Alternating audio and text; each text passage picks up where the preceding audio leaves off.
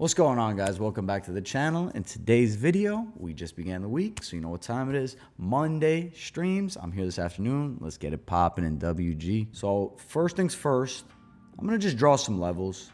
Again, I'm at my homie's house, not at my usual setup, but this is the secondary setup, so it's still good. Still got the indicator, still got literally my same canvas. We have just some key higher time frame, confluences as well as levels that I'm going to draw, as well as areas that we're looking to reclaim, areas that have been lost, one being this level of demand right over here. I'm short right now. This is after we called the long and sweep of 63.8 over the weekend, right? We've been very, very, very good at calling re-entries. We've been very good at sniping the bottoms. We've been good with scalp shorting as well. That being said, I still don't think it's worth pressing 20 positions at once. Have a bias at key levels, make the plays make sense, and draw your higher time frame analysis as such. So we're going to leave this here just so on the lower time frame, you're not so flip-floppy. You want to have an anchor chart of what the market's doing, the levels it's holding, and the levels it needs to flip, as well as the levels that it could potentially gravitate towards. That level being the 69K region. That level is very key. It's a level that we haven't retested for quite some time. It's a level that was acting as a pivot since the beginning of the year until we lost it to start the summer back in June. If we are going to make a summer rally, in my opinion, that 69 level is where price is going to reach. Is it going to drear slightly above? Sure, it can, right? It could do something like that, which is why 72K is so key, because it's a potential deviation spot, right? And that being a deviation off of the lost demand level that we have right over here, right? The level that we traded around to start the year, the level that we were able to accept and pop over with some higher lows before we, again, eventually breached that level, lost it, and dropped down to where we're at now. We had the level of demand lower. We lost that level initially, but reclaimed. And now we're looking to fully engulf the move that has taken place. We have had 1, 2, 3, 4 weeks now that are green. So take that into account that we're opening this week up green. We have retested pretty much the open reclaim of last week's initial sell-off into a higher low. So we are seeing the volatility take place on the higher time frame. We're going to scroll down onto the lower time frame now, that being the daily. We're not going to look at indicator levels just now because I want to make things strictly off of what I'm seeing on the chart here so that it makes sense for you.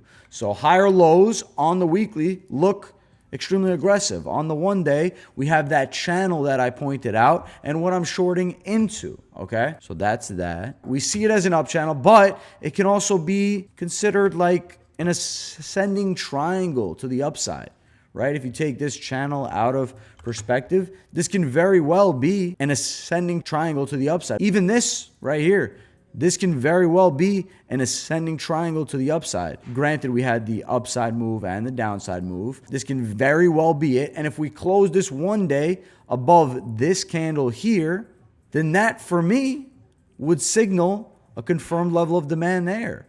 An aggressive one, depending on how high we go here, depending on if we close just here.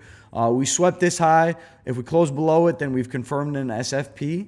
Remember, we're looking to reclaim the top level of weekly demand that we just were analyzing before we went on to the 1 day. And we've held and reclaimed, after initially holding, the lower end of that weekly demand that we posted up, right? We've swept this level once. We've already contested that. That's where we shorted. We held the higher low, so structure-wise, we're looking like we're stronger and looking to push to the upside. We have some strong demand printing on the previous 1 day. These are all signs for me to think that we're going up. I am short for a scalp, however, and I gave us enough wiggle room that if we pushed up even towards these highs and printed a lower high, that we're still good. My invalidation is in that 68 region. I think that this low end level and this high end level is going to act as either a flip level. So if we move up and push up towards this level, I think that we could catch a retest for that. If we reject, as I'm anticipating, maybe even push up into our higher bids, because I'm still looking to fill a little bit more bids, push into that low sweep and hold this price action for a higher low, for a pushback up.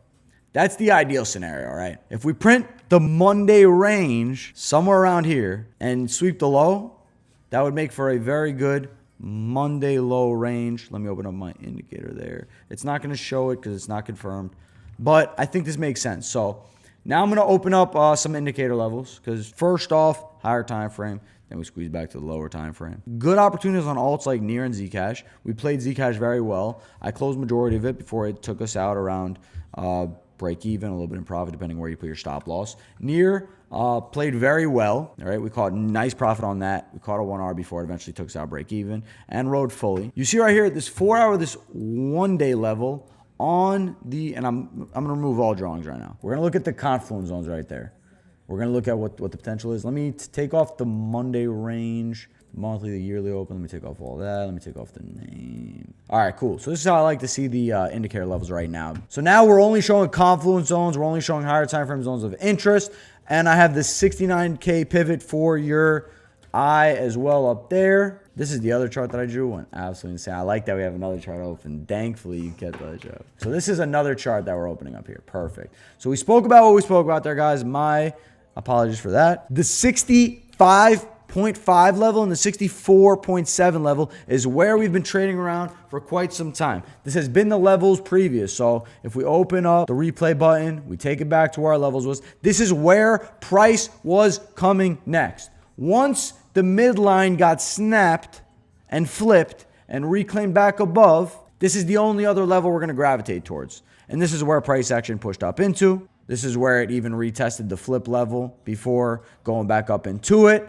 We printed those higher lows that we're currently seeing right now up into it. We actually closed above into it, this 1 day candle right over here. We actually pushed up into it and closed it on this 1 day candle here. We came down into our higher low level and we pushed up into it again, retested it, and swept that low that I called for, that weekend liquidity today. And we pushed up into the highs. This is exactly what we're seeing now. We're short. The short is in profit right now, okay? We filled about a middling end of the bids. Granted, my yesterday limits were perfect. They filled beautifully. The only reason why I canceled those was because I anticipated a deviation and a slight more push up into the top end of this channel that we're seeing right now. I'm going to move up into the 4 hour just because I wanted to explain that 1 day confluence zone. The 4 hour, I was looking to bid literally this zone. That's literally where I had my limits.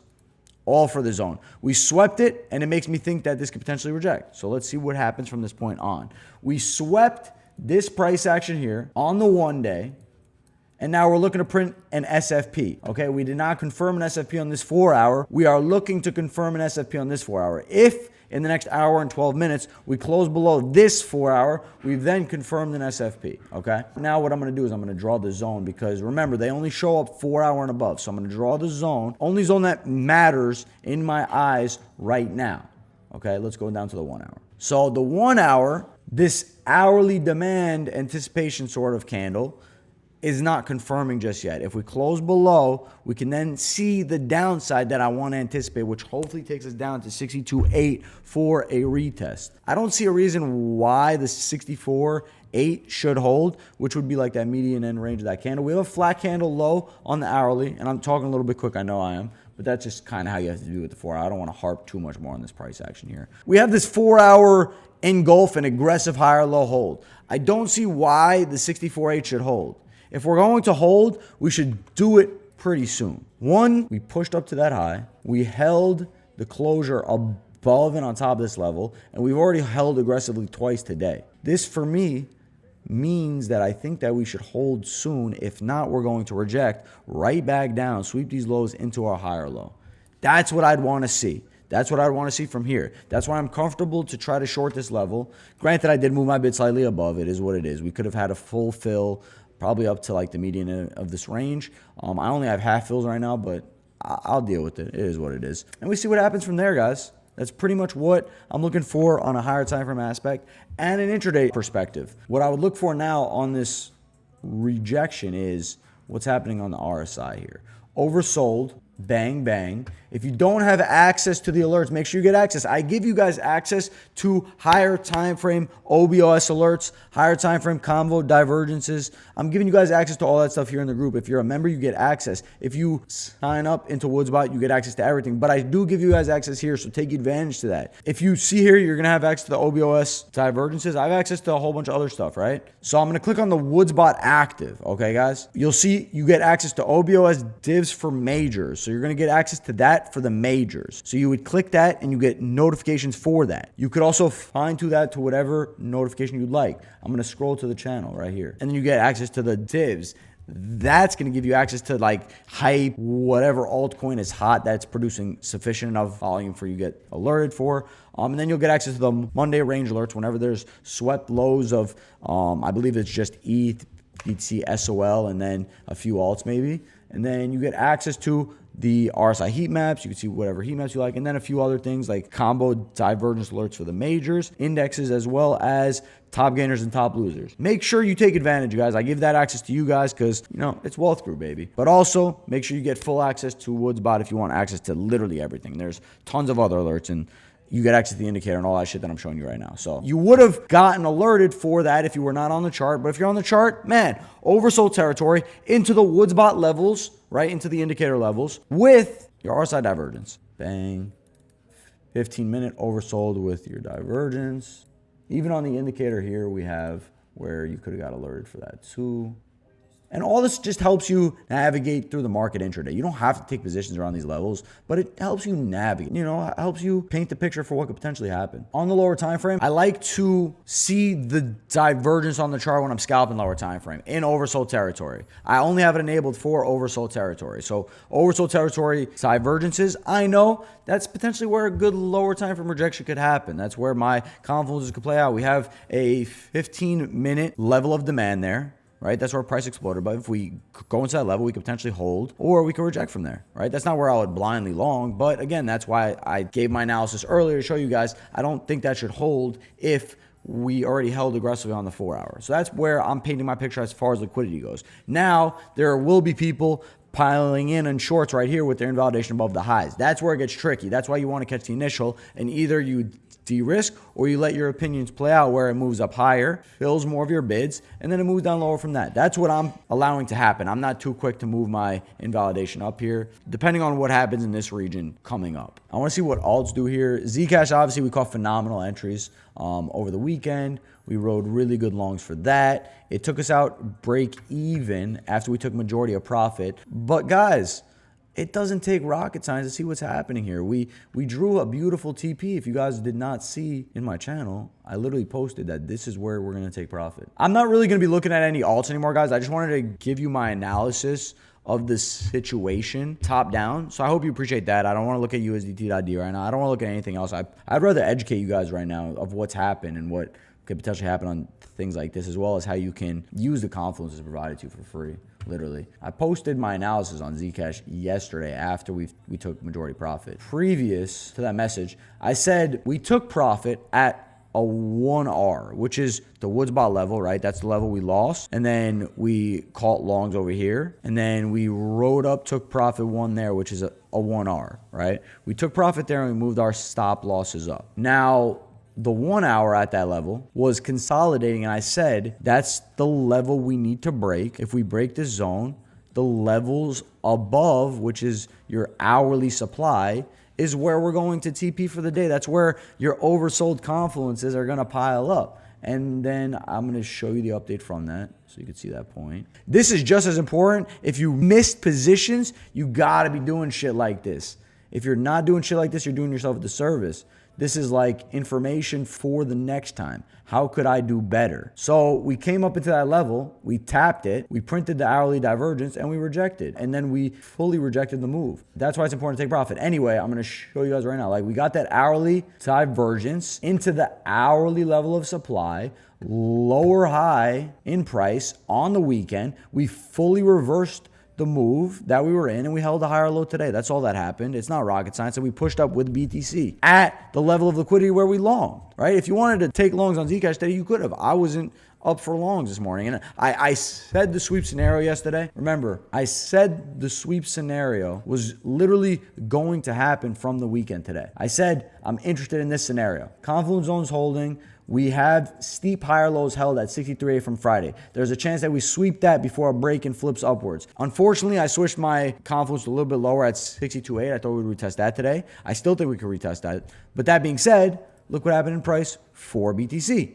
We came down, we swept the exact weekend lows that I was talking about at 63.8. Retest that perfectly and held. If you thought we were going to hold that, Zcash was the long all day. That was my opinion. I didn't think we were going to hold it. I thought we were going to go a little bit lower. But that's still what I was reading originally. That's still a possible position. That's why I say you don't have to hop in every single position. But again, confluences are going to stack up where you think price is going to hold. Logically, if I open up the lower time frame, which again, I wasn't looking at because I wasn't interested in entries there, I can guarantee you we could find a divergence on the 5 minute. I guarantee you on the lower time frame, like bang. We had a small lower time frame divergence. It rejected that, swept the low, and then held the higher low. So you have confluence. All that being said, it happened exactly where we were looking. Exactly where we're looking. And for Zcash as well. If I'm looking at the confluences stack up at the level of liquidity we were playing over the weekend, then you could see us look to round off into oversold territory. You see a low that wants to hold with a sweep on BTC, and you get your RSI divergences begin to stack up on the lower time frame. That's intraday scalping 101. It doesn't get easier than that. I hope that helps you guys out. If anything, I want to leave you with a gem and a token of education. Let me know if you enjoy education like that, because I want to do more of that, especially after top down right now, because I'm going to post in my corner regardless of what I think is going to happen. But education is just as important. So let me know if you enjoy that, if you take anything from that. I think right now, guys, we're at the lows. Let's keep pushing forward. Let's keep scalping, compounding those gains, putting it into spot BTC. I'm glad we got to go over that higher time frame analysis for Monday. There's a chance that the highs print, we sweep the Monday low, and then we go up from there, which is my limit that I have. I'm not drifting away. But now I feel like I'm getting too fucking greedy. I hope we fill the 62.8 because I want to break us out into the 68K region, maybe 69K, maybe 72K. I want to hold a big swing. But we've been doing a good job scalping. All right, guys. I'll see you in the next tomorrow. Be there or be square. Peace, guys.